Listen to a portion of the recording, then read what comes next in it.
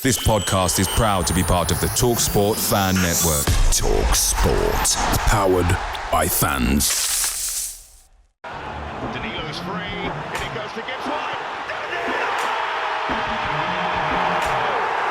First time we've seen them attack them, and there's Brandon! Well, that's what I wanted to see Robinson do. Tyler one, he scores! And the City ground goes ballistic! Here's Bob Williams. He's through here! And in the end, Forrest will say it doesn't matter how you play as long as you win it. Yeah!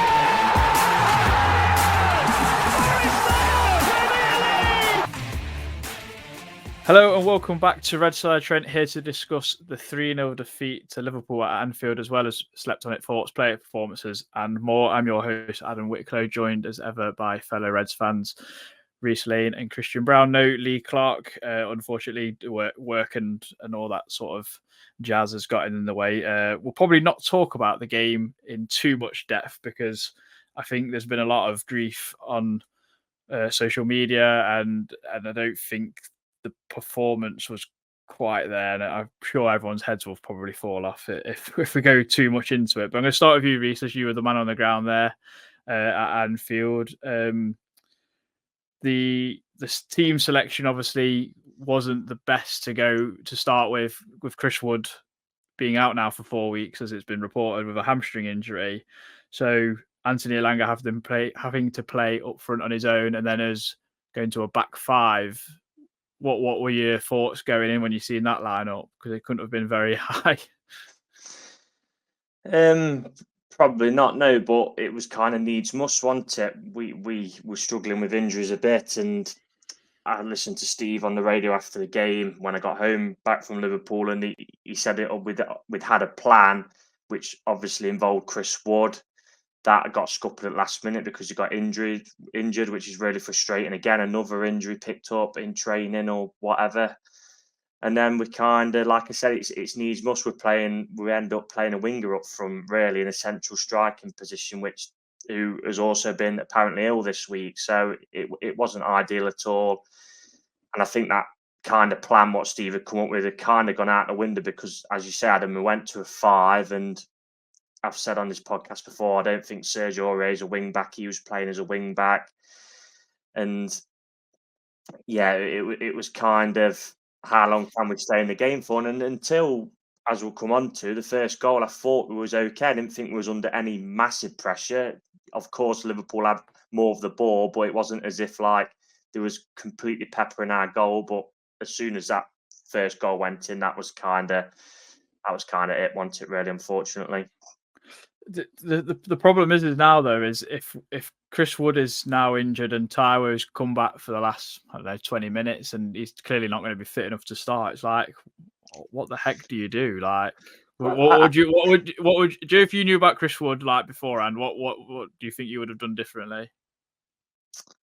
What can you do differently? We've got 3 central strikers, haven't we, at the club, and one was injured yesterday in the build-up. Another one we know is injured, and the other one's just coming back from injury. So, there's a couple of people on social media.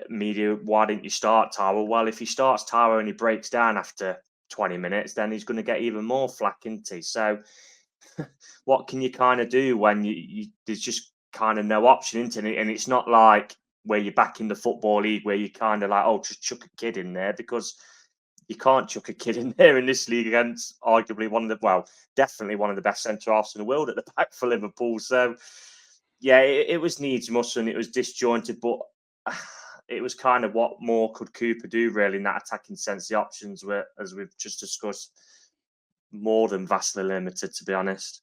Yeah, we'll definitely get into it. And Christian, after the first half an hour, which Reiss alluded to, we looked all right, but I think the chance that obviously Murillo, where he gives the ball away after he's dribbled into a bit of an alleyway, really a dark alleyway, in when he gets the ball nicked. And I think when we saw him do that against Brentford and Crystal Palace, you kind of go, right, we've got a right centre half here, but he is going to be suspect to this kind of mistake at some point, isn't he? Yeah, I mean, on the one hand, I sort of applaud the bravery and the confidence to be able to do that. or have the ability to do that and think, actually, you know what, I'm going to have a go at you. But it's just a time and a place of it, isn't it, really? I mean, I know I'm laughing, I shouldn't really be. I mean, we've got a centre back who just thinks it's all right to come to Anfield and just waltz around 5 players. I mean, on the one hand, it's a kind of lack of respect that we've sort of been craving for to have someone in the team do it. On the other hand, it's sort of like you kind of need a bit of a tinge of realism when you're choosing when to do that. But yeah, I think the issue is for me, and obviously I know I'm very accepted. I'll get pelters for this because of what I've said about Turner previously. Is that there's always a chance to fix a mistake, or more often than not, there is anyway. And Murillo loses the ball in their half. Liverpool still have to move the ball 60, 70 yards before they get near our goal. And fair enough, McAllister does it very well. He very quickly gives it to Nunes, who's obviously turns it into a 3-on-1.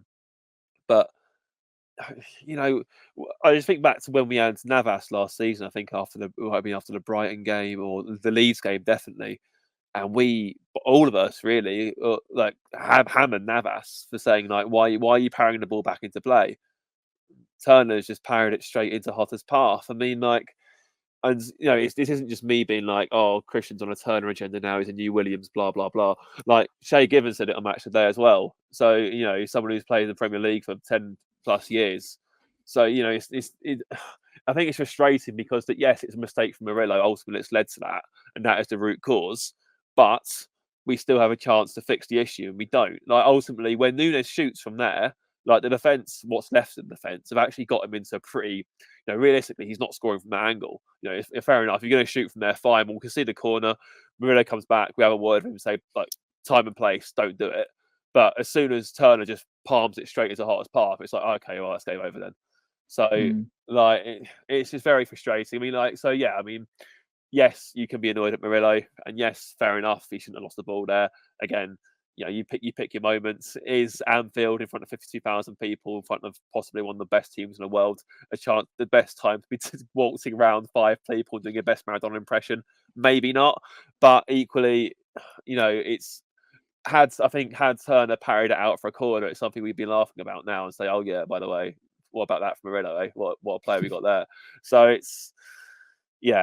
I think it's funny because obviously you kind of want Murillo to keep doing that kind of thing, because on another day he actually releases the ball and he's taking 4 players out. He makes the right decision. Yeah, that's it. Yeah, and that's obviously going to come with experience. He's only just started. I think that was only his just over his 30th game in professional football. So yeah, I kind of see it to it. I was actually going to come here with defending Turner before I actually rewatched the goal, because I thought, oh, he's actually full stretch, so fair enough, he's palmed it as far as he can, and Yotta's there, and you kind of want your striker to be following in as you get taught as a kid. I know, Reiss, you played as a striker, you always get hit hard and low and across the goalkeeper, because if they palm it out, your strike partner or winger will come and follow that in.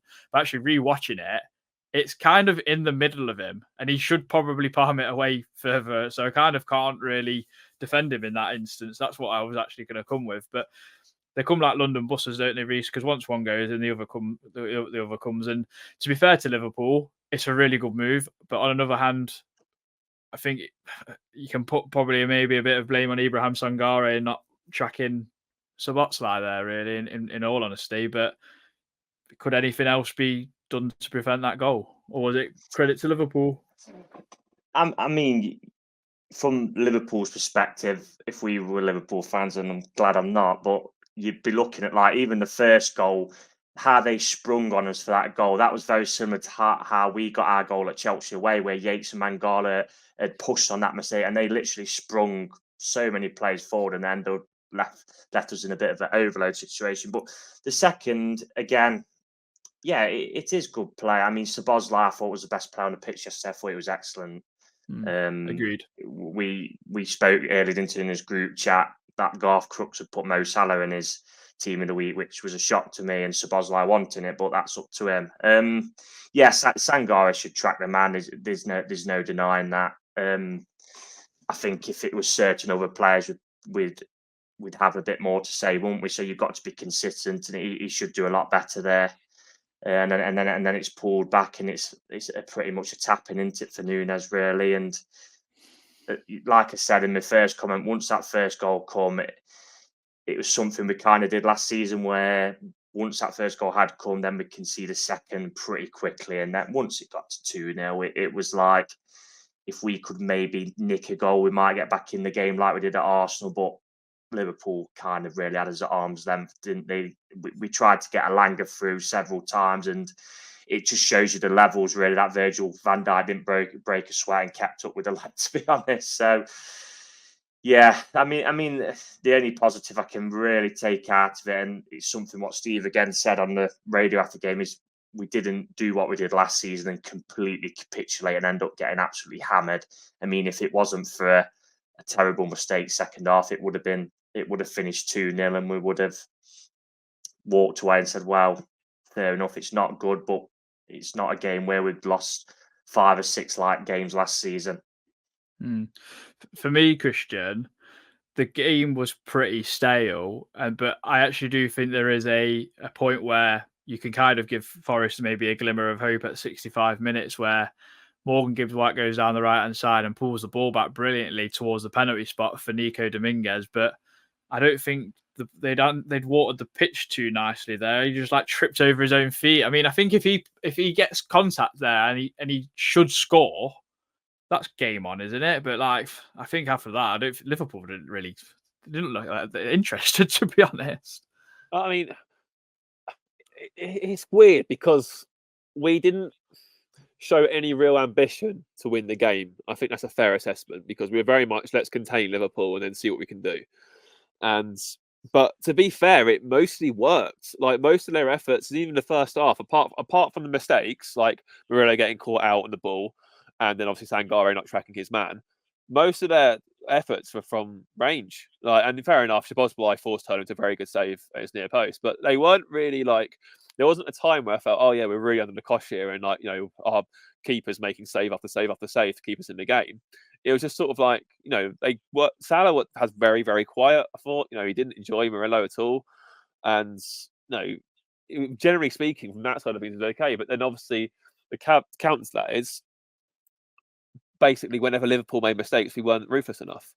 Because there was two occasions in the second half, especially the one you just mentioned, and one about 2 minutes beforehand.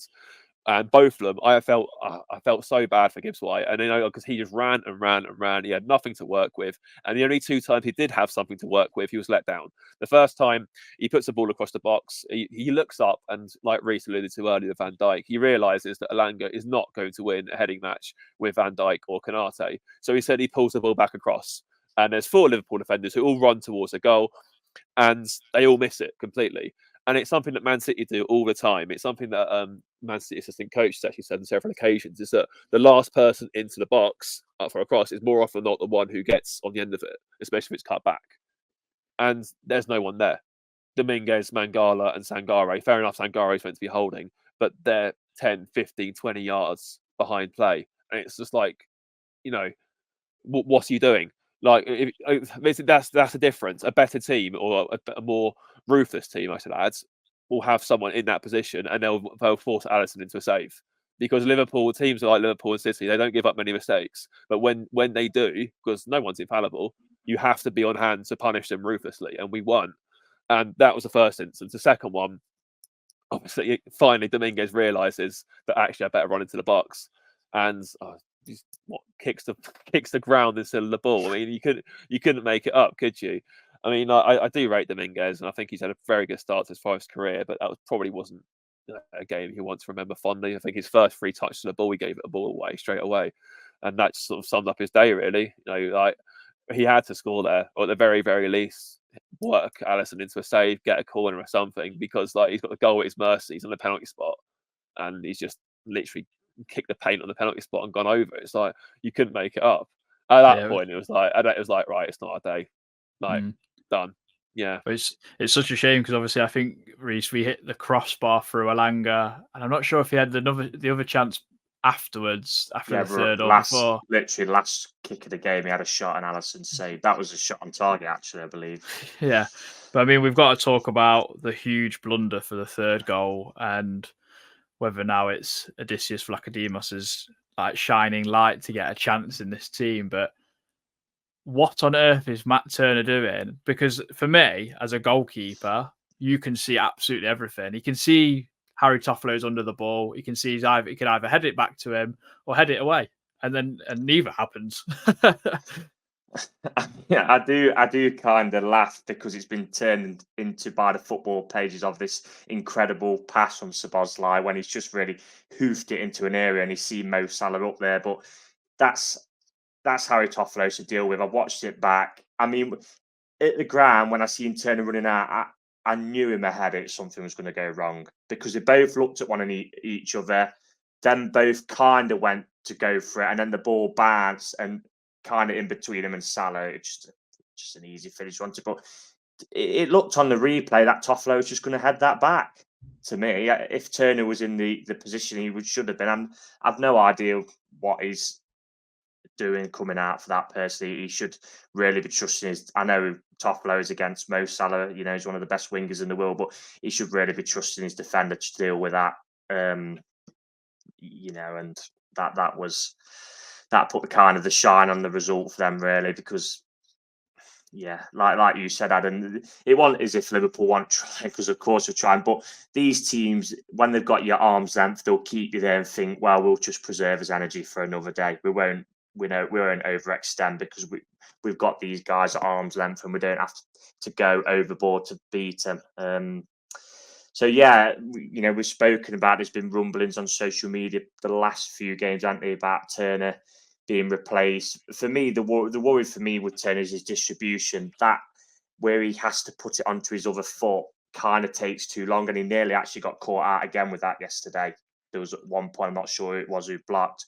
So if it is going to be Vladimos, is it how you pronounce it? If that's going to be Vlachodimos, if it's going to be his time, then you'd expect it to be against Aston Villa, wouldn't you really? Because if it ain't going to be on the back of a mistake like that, then when is it kind of going to be? And there's also been reports that he isn't happy, he hasn't had a chance. So I'm sure he won't be best pleased if he don't get a chance on Sunday against Villa. Yeah, definitely. I think we'd all like to see him as well, because let's be honest, I don't think many Forest fans are watching Benfica in Portugal much, are they? So I think with the reputation he's kind of got and what we've heard about him, I think we'd all like to see him, see what he's like. Yeah, the mad Greek, as some reports have said, haven't they? But I did want to talk to you a few things about, like, in terms of personnel, obviously, because Wood is not here. We'll do this before Slept on It, thoughts, but Christian and Reiss, feel free to chime in here. With Ibrahim Sangare, he's been receiving a few murmurings of criticism that he's come in and kind of not lived up to the height. I thought yesterday was probably his most poor game, but do you think he's kind of playing a little bit out of position, or do you think it was just because of how he was set up yesterday? It didn't really allow him to get forward as an 8 almost, like he has been with Dominguez, and he kind of just looked like a rabbit in headlights sometimes. I mean, I think Reiss sort of touched upon it earlier, really. I mean, it's a very good point. We signed him as this, like, defensive midfielder, number 6, whatever else. Obviously, he's yanked the shirt off Shelby, great. But, like, what? So why are we now playing him as a box-to-box midfielder? It seems a bit strange to me. But, I mean, I think Lee got it spot on the podcast a few weeks ago when he said that there is a big reason that Sangare is getting some of the flack that he's getting, and that's because certain people think he's keeping a certain midfielder out of the team. The reality of the situation is that certain player isn't and never really has been a defensive midfielder. So really, you'd be looking at Dominguez for taking Yates' place. So I think, it's much like Lodi, much like Mangala, Lodi especially. Lodi's probably the best example, actually. His class will come. He will shine. There's a reason why he's played in the stages he has. There's a reason why he's had the career he has. There's a reason why he's commanded the transfer fee he has. It will show. Like the Premier League is a very tough school. It's not something that, or something very few players get to grips with straight away. I know obviously Szoboszlai has for Liverpool, and that's great. But also, if you're spending £60 million on a player, you kind of expect them to do that. The flip side of that is how many transfers can you think of for big money that haven't worked out? It's really a whole year to be good at City, really. Anthony's been signed for €100 million, and he's been absolutely terrible. Sancho as well at United for much, much more than, so there's no sweet science to it, really. But I do think Sangare will come good. I do think some of the criticism was a little bit over the top. There was no dissenting voices for how well he played against Brentford or Palace. There's a few little murmurings on his debut against Burnley, but that's okay. And then he's looked pretty solid mostly ever since then. But he makes a mistake, and of course all hell breaks loose. Yeah, I mean, I personally would rather see him in that 6th role and let Mangala get a bit more further forwards, but I'm not the manager, so. Reiss, anything to add? Yeah, I agree with the last bit, what Christian said. I kind of think it maybe should be the other way around, because at the minute it's kind of, and there has been instances where he has played as defensive mid. Apparently he's had 4 games as centre mid and 2 as a defensive mid. But you watch kind of Mangala's kind of that guy who's dropping into towards the centre backs to pick the ball up on the half turn. Whereas, like I said, we was desperate apparently for this number 6. We brought a number 6, and now we're kind of playing him and hoping he can get us forward as a box-to-box midfielder, where really, when he's getting to the grips with the Premier League and the pace of it, it's going to be quite tough for him. And I think you can evidently see that. Because, I said this last week about Alfie Darty got by him a couple of times where he was struggling to get back. So, I've said this before, it is going to be time. I think he's done okay so far. Do I think I've expected a little bit more? Of course, because of the value we brought him in for. And plus, for me, this is something personally, I didn't think it would help because of who we've sold to bring this guy in as well, because we've sold an attacking winger who's one of our own, had a very good season last season, helped us stay in the league, helped us get promoted. So there will be some fans, despite Sangare being the defensive mid, there'll be some fans who'll be kind of saying, what we want to see more than what he's doing, because we brought him in tackling and intercepting them type of roles, and yesterday he got the most out of midfield, for example. So yeah, it's just every pod in a minute we're talking about Sangare, and so like I said, and I'm just keep repeating myself that it's going to take time. The interesting thing is he's now on 4 cards, which I noticed yesterday. So one more, he will be suspended for a game. So if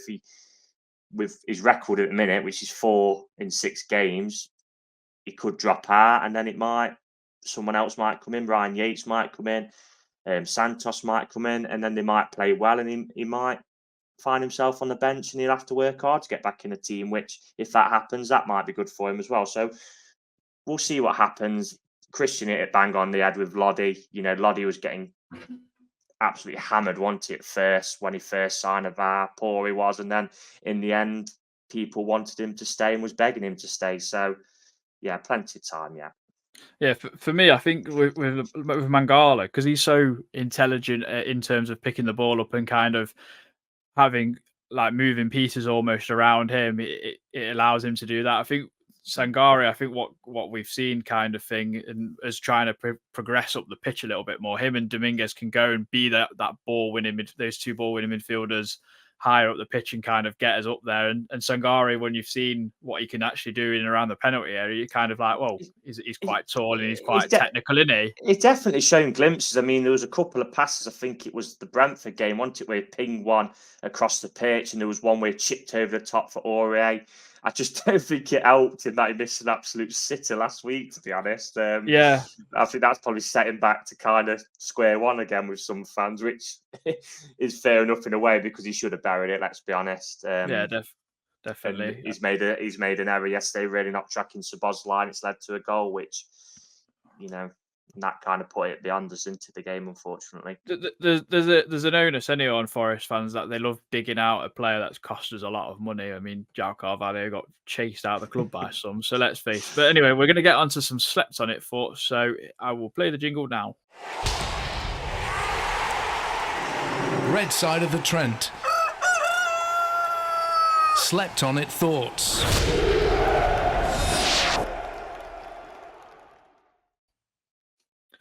Okay, Jerry Pritchard, lots of mistakes leading to chances and goals. Yates has to start. Sangare isn't showing enough yet. Thought Andre Santos looked quite lively. Why so many injuries? Hope Taiwo can start against Villa.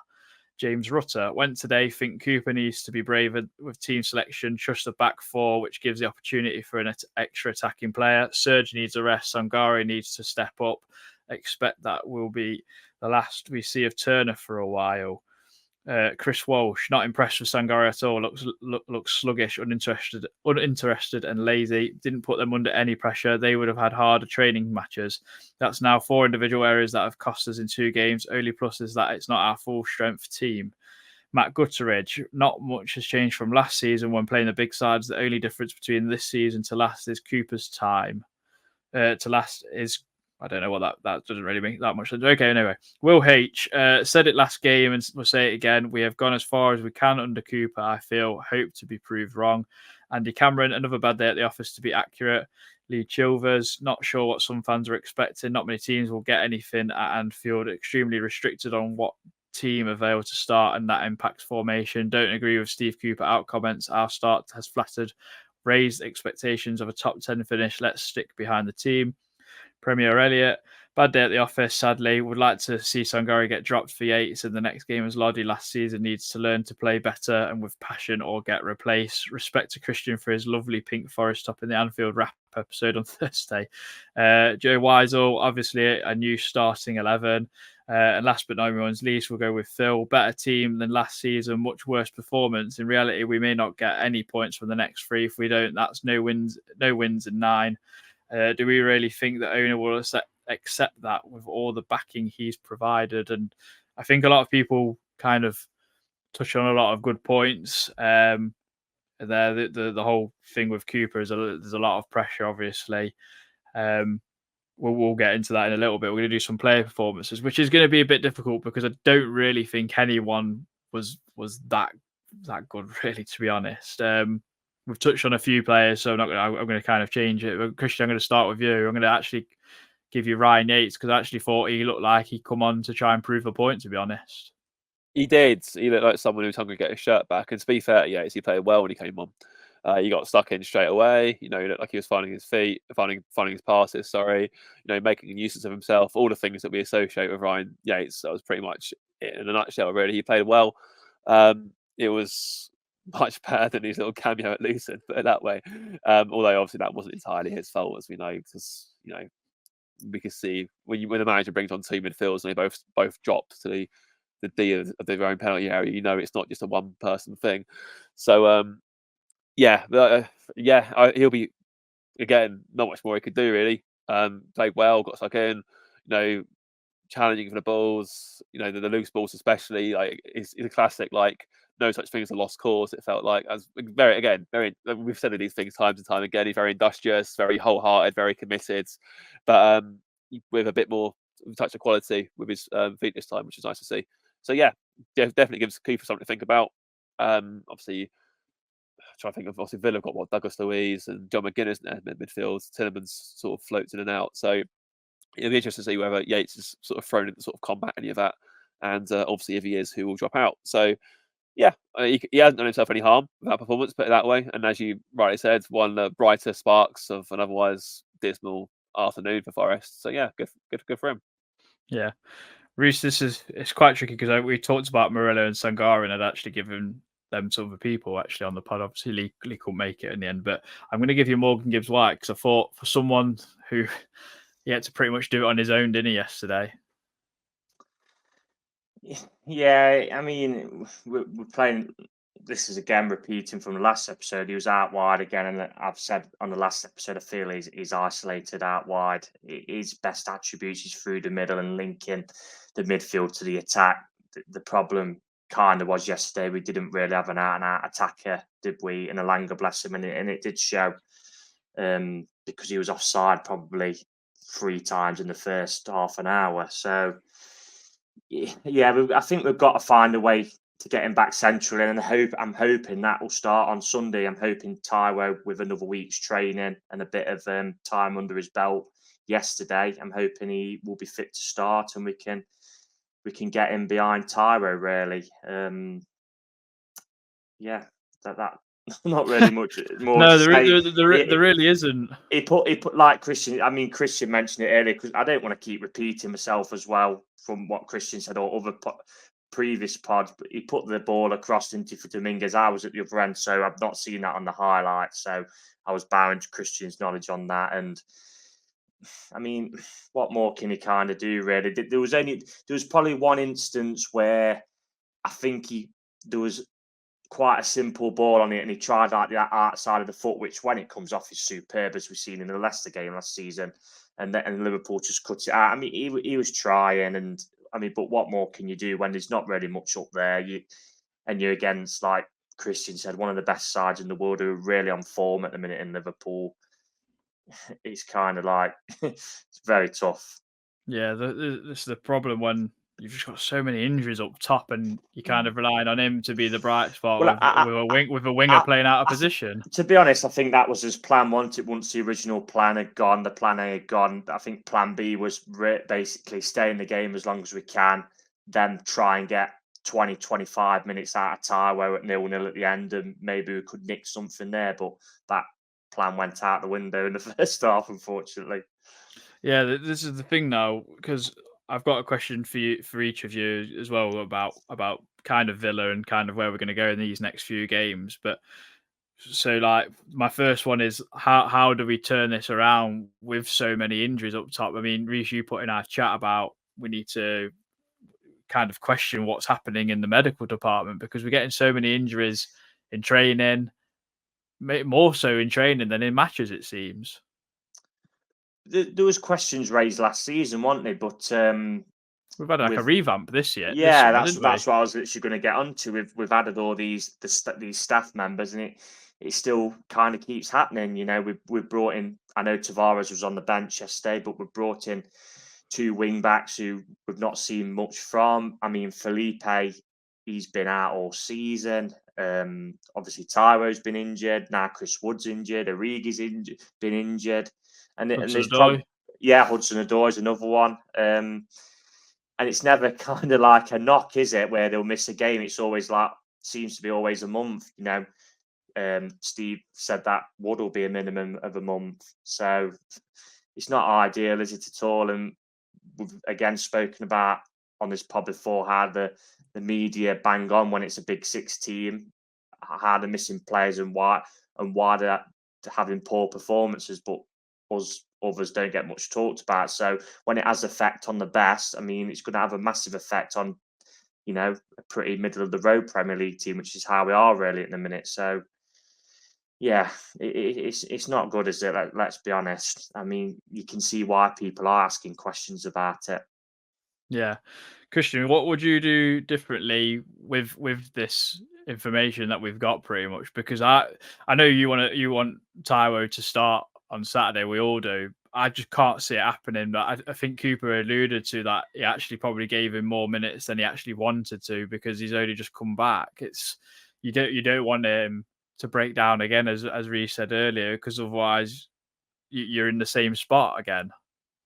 Do you remember when in 2010, I think 2010 World Cup, I think Kevin Prince Boateng had a hamstring injury. I think he got in the FA Cup final, and then saw this witch doctor and it mysteriously healed.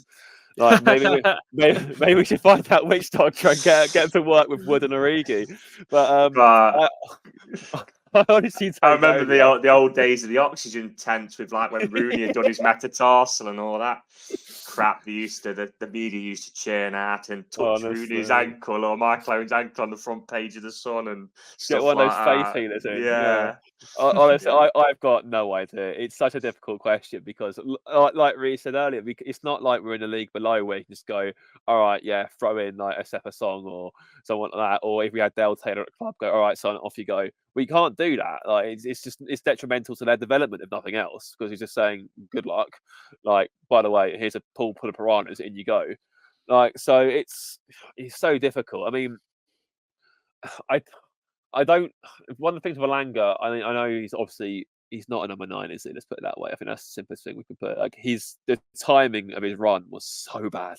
Like, I mean, and that's not. I know that sounds like a criticism. It's just not his role. Like, it just seemed like all the things that served him so well out wide, he couldn't really apply in that sort of like middle position. He got eaten up by Van Dijk every single time, and the only time he actually looked like going to life in the game was when Taiwo came on, because he could move back out wide and he felt more at home, and obviously he got those 2 chances from those 2 crosses.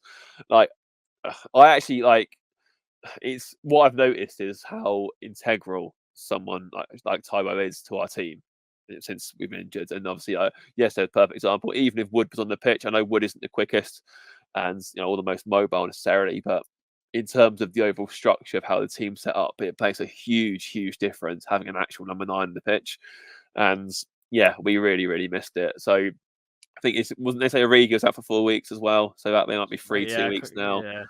So I don't know. I think realistically you have to do it again. You have to you can't start Taiwo like Reiss said, because if he breaks down after 20 minutes, like we saw it last season. Remember when he first got his groin strain at Southampton, and they were like, no, stay on, don't worry. 10 minutes later, he's had to come off. He's out for 3 months. So we can't risk that happening again, because especially with the injury situation we have to wrap him in cotton wool. We have to manage him as carefully as we can, and ease him in gradually. If he can give us an hour, great. If he can't, he's gonna have to come off the bench again, isn't he? So. But it's a very unenviable task for Gibbs White and Elanga, because neither of them are strikers. I know obviously we toyed with Gibbs White as a false 9 last season, but I don't know. I just don't see it. It's a tough decision. Yeah, I think that realistically he's going to have to go, unless there's some miraculous recovery from someone somewhere. It'll have to be again 5-3-2 again, and then that'll get people's back up, because obviously Forest playing 5 at home is never going to be ideal. Because it's not a 3, it's literally a flat 5. So yeah, I don't know what do you do, unless you take one out of the Billy Davis book and find a Greg Alford and put him up front. Let's put Sangare up top. Why not? Yeah, target man. I think you've got to. I know I mentioned about him breaking down, but we have played on Sunday, but we're not playing Saturday, I guess. So you have got that little extra day, I guess, with no midweek game as well nowadays. So you're probably going to have to start him, because we need a focal point up there. Christian's just mentioned last season when we tried that false 9, and that just didn't work, did it? I mean, when we tried Johnson, Lingard and Gibbs White, it just didn't work. And we're so much better with Taiwo in the side. We really are. And you could see that evidently yesterday. Elanga was far better when he moved to the wing in his natural position, because there was one time I think he took Trent Alexander-Arnold on and got to the byline. He obviously hit the bar. He had the shot at the end. So, yeah, ideally, hopefully we can get at least an hour out of him, because we need him up there. This is going to sound stupid, right? I potentially, part of me wouldn't mind chucking a Saparo on, because at least it's one lad surrounded by a lot of senior players. That just because of his physicality, that sounds stupid. The other stupid idea is we play 4-3-1-2 and we shove Yates in the middle of Elanga and Gibbs White and kind of play off him, because he's going to cause havoc. I know it's stupid, right? But at least, right, Yates is up there. He can kind of press Douglas Luiz, and you can kind of almost suffocate and play like almost a diamond. And Yates is at the tip of the diamond. The only thing I would say to that, or you swap Dominguez and Yates. I know it's stupid, right? But what else can you do? Because I wonder he's not going to start. I'm guaranteed. I think he's got a chance starting, and you've been playing too much football manager. Played too much football manager with these wacky ideas. The only thing is, I don't have as many injuries as we do as either. That's the thing. So go on, Christian. No, it's just all the chances that Yates missed. Obviously, all the stats nerds have said how he's due a goal. How he's I think +3 in terms of goals he should have scored compared to what. Imagine rolling the balls in for a 1-on-1. It's try, come on, break your duck. But I think we can put War on. We can definitely rule out the Saparo someone, because he wasn't even on the bench, was he, yesterday? So no. It's all. Or do you play Andre Santos as a false 9 again? Because he can play, because he can play central attacking midfield, and you go with a kind of a diamond midfield. I'm trying to throw ideas out there, because I don't want to play 5 at the back, unless you play with high, like you play in a high line, basically. Realistically, you need Aina and Toffolo or Tavares to play high, and we don't play high. That was the problem yesterday. We were so deep. I think the best case scenario we can do will be false 9. I know Reiss just said that didn't work last season. Obviously, there were fleeting moments in that Spurs home game where it looked good, which is there was no killer conviction at the end. There was no one to gamble when the balls that came in the box. That realistically, it'll probably be, if Taiwo isn't fit to start, it'll be Elanga on the left, Gibbs White on the right, and maybe Santos through the middle. Because you can't risk playing a kid. You can't risk playing someone out of position. Santos is a kid, though, isn't he? Yeah, I know, but he's also one we've got on a loan and paying to have Yeah. at the club. Like, Yeah. so and Yeah. he's a Chelsea player as well. So who spent a decent amount of money. Brazil on the 20 captain. Yeah, like, I mean, And he can score goals. Get him in. I mean, Cooper said didn't he yesterday that we'd given Taro longer than he wanted to. So, I mean, he only played 20 minutes. I guess you could add what was the 5 added on. I think so, 25 minutes. 25, yeah. So could he start like you said earlier, Christian? Give us an hour. I don't know. We're going to see this week, aren't we, in training? I mean, that is the ideal scenario because, like I said, we need a focal point. Without it, yeah, you're probably looking at 5 at the back. Where really, if you want to get forward, you've got to be playing proper wing backs. Then you're free in the midfield, where you'd be looking at. The problem is with the free midfielders, we've agreed they're pretty solid, but as we said earlier, one of them isn't kind of gambling to get forward, where one of them's kind of got to gamble to get forward. That isn't Sangare, in my opinion. No. You're probably looking at Dominguez, aren't you? Really? Well, We have Dominguez was doing that, and but yesterday he just didn't until very, very late on, and then he Yeah, fell over himself. Yeah, I mean, you got to kind of take the opposition into account, and because it is Liverpool, you'd hope maybe at home. I know Villa are flying at the minute, but at home we'd be a bit more braver because let's be honest, we was brave, weren't we? With Murillo was brave, and look what happened. We got completely sprung upon and ended up 3-on-1 pretty much. So I think another start solution. choosing the moments to be brave because that was ultimate football baseball. That wasn't it, from Murillo? Basically, yeah. I just realised another possible solution. Obviously, we've seen the pictures being back in training now. Although whether he's at the start, who knows? Maybe Danilo comes back in. Yeah. Maybe gives White plays down the middle as a false start. You have Danilo on the right and the Lang on the left. I don't know. Yeah, that could be an option. But again, he's coming back from a hamstring and injury, and it's like we're kind of contradicting ourselves in a way there because Danilo's not played at all and Tyro's given us 20 minutes and we're saying Tyro isn't going to start, but we can kind of chuck Danilo, and we'll see this week, won't we? The only people who know will be Steve and his staff, and the players of where they are.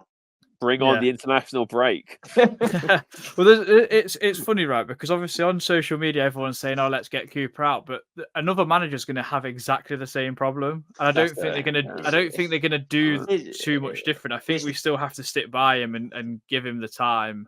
It's not everyone, mate. It's a small minority, and you always they make a lot of noise, don't they? Yeah, because I love what most Forest fans have for Cooper.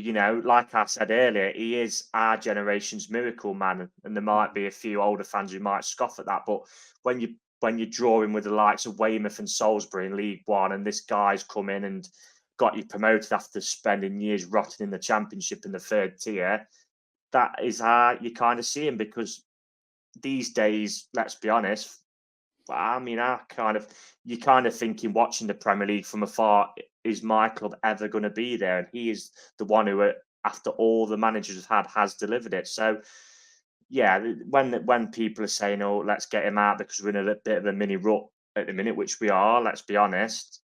Yeah, it is going to offend some people. But everyone's paying fans have got the right to the opinion, and he's still got plenty of time in the bank for me, and I'm hoping he can get us out of it. I think as well, like the thing is, the people talking most about Cooper's future is the fans. There's no noise from the media. There's no noise from anything else. Which is it's good, just fans speculating. And like the media last season were on it, weren't they? Yeah, that in itself is wrong because we're assuming naturally it's a game from the sack, which isn't the case at all. I'd be very surprised if it was the case. Put it that way. Again. Much like you just said, Adam, whoever comes in, like I said, be it Potter, be it Lopetegui, be it Jose Mourinho, be it Guardiola, they're still going to have no striker to work with. Yeah. So, it doesn't make it makes no sense to sack him now anyway. But Pep would have us in some right mad formation. He probably would have Gates up front. Yeah, he didn't need a striker to win the Premier League. But the other thing is when you look at the league table, we're 1 win away from being 11th or 12th. Yeah.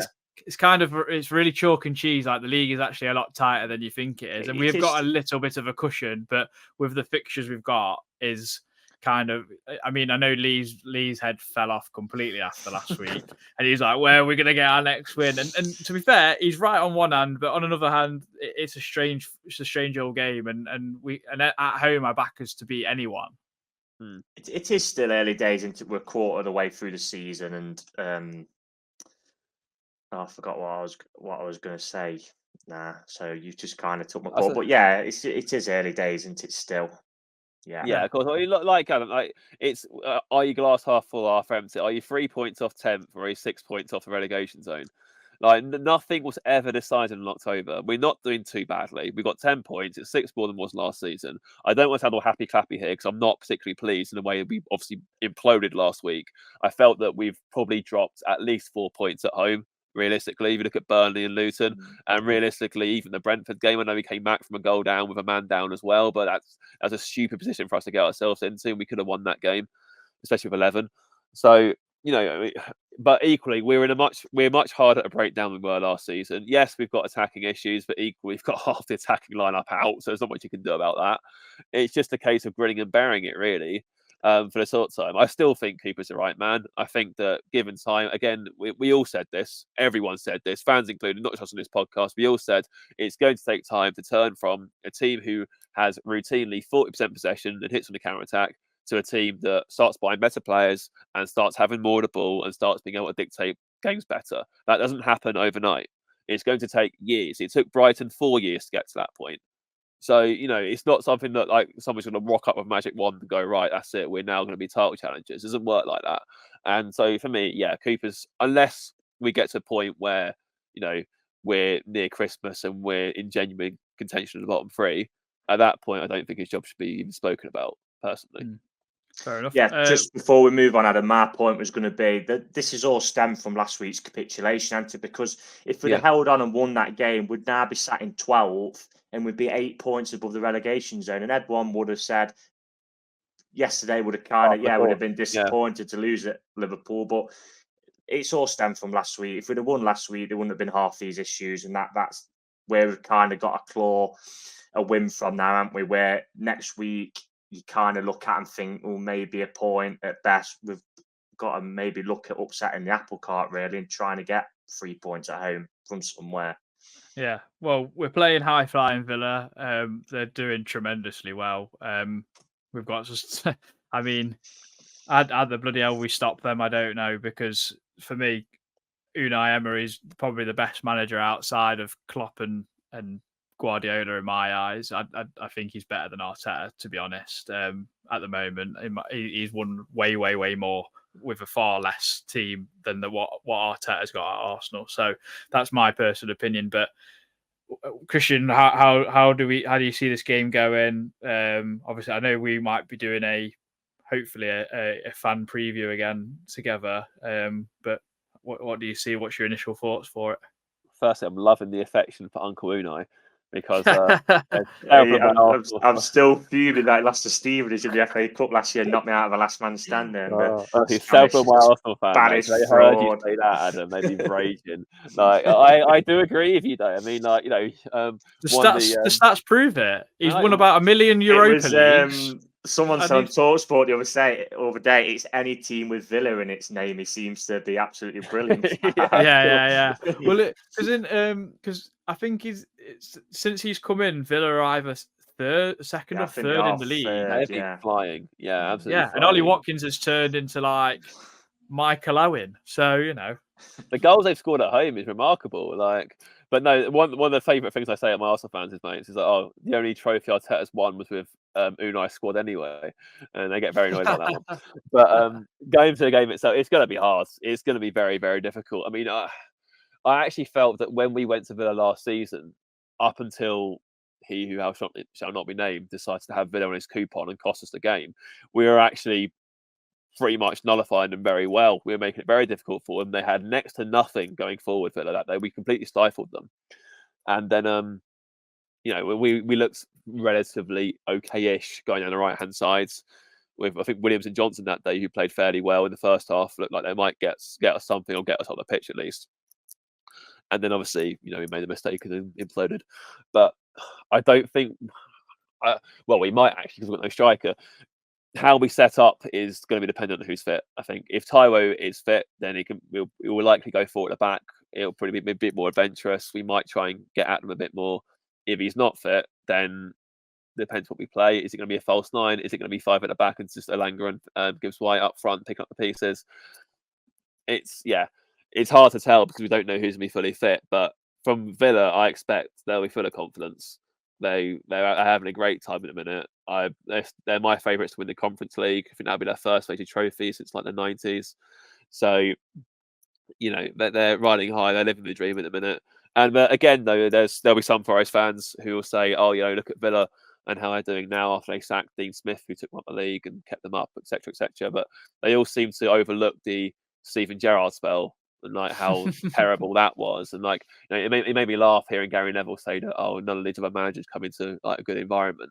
And look at the mess Emery inherited last season with Villa, like near or in the bottom 3. I think it was 2 wins in like 10 or 11, something like that. They were losing every week, and he's done an absolutely incredible job there. I think he would have been a serious contender for Manager of the Year last season. I think taking Villa into Europe from that position, but like you said, we are at home, and we have every chance of winning. And I'm going to predict us that we do. I'm going to say that we're going to win 2-1. No idea where those goals are going to come from, but we're going to win 2-1. Calling it. Lingard, Leviosa. 93rd minute again. But... yeah, well, Reiss. Yeah, I'm kind of expecting a good game on Saturday, and these are probably the first team. Saturday, you mean Sunday, pal? Sunday, sorry. Can't be turning up Saturday, mate. No one will be there. Lights will be off. We can all live in hope, can't we? Mate, you might get a game up front the way this comes up on Saturday. Who knows? I think Pau Torres would have an easy afternoon with me personally. Yeah, like as I was going to say, I can see it because he's the first team really you'd say who come into the City Ground this season with some real quality. That's no disrespect. Well, it is disrespectful to the others, but it's factual. So I am interested how the game's kind of going to go. It might be a bit end to end because, like Christian just said, Villa are on a crest of a wave. They're probably going to come to us and think we can beat these and take 3 points back to the West Midlands. So it'll be interesting, and they've got. John McGinn and Douglas Luiz like to battle, don't in that midfield. So that midfield battle will be really interesting. So I'm really curious to how we line up and how it kind of goes. I'm just looking at Villa's away form now, and they have had a couple of heavy defeats, to be fair, away. I mean, it is to Newcastle and Liverpool, but they've then gone on to beat Burnley and, as we did, Chelsea. And then they've lost to Legia Warsaw and beat Alkmaar in the Conference League. But the other one as well, which is probably closer to home, really, for us, is they drew away at Wolves, which is a 1-1. I know that's kind of a bit of a derby, isn't it, for them? So, again, there's that element into it. But, yeah, I'm looking forward to it because we've all said as well, haven't we, that we want to test ourselves against better sides, especially at home, definitely, when we've got the crowd and that behind us. And I'm fingers crossed we can pull out a result. I'm not going to be as optimistic as Christian, as much as I'd like to be, but I do personally think it'll be a draw, and I'm going to go for a 2-2 draw. That's fair enough. Well, Lee has got into. He's put head 2-0 loss, Heart 1-0 win, Sangari goal, and shushes everyone, which would be hilarious. Like shush Aaron. Not without finish against Luton. Shush Aaron Corral, that'd be brilliant. I'm kind of going to sit on the fence, and I think we'll probably get a draw, a hard-fought draw because of the personnel. I'd love us to nick a win somehow, but I just think Villa are more likely to win. They'll probably be the favourites, which actually might suit us in a sense. And maybe they'll be a bit more overexposed in certain areas because they think they can just do what they want. So, but I think stopping like the likes of Diaby, Luiz, and Watkins is going to be so key in this game. They frighten me, to be honest. Villa, they're such a Luton stopped Watkins, to be fair. Yeah, I know. Shame because he was my captain in FPL, but never mind. Oh, even better. But as we said, if you've enjoyed this one, then I can't even get my words out. If you've enjoyed it, obviously, hit the like, hit the subscribe button on YouTube. We're doing quite well there now. I finally begged for some likes and some followers. And as ever, we'll see you in the next one, hopefully for a preview. If not, for the review of the Villa game next week. Take care. Come on, you Reds. This podcast is proud to be part of the TalkSport Fan Network. TalkSport. Powered by fans.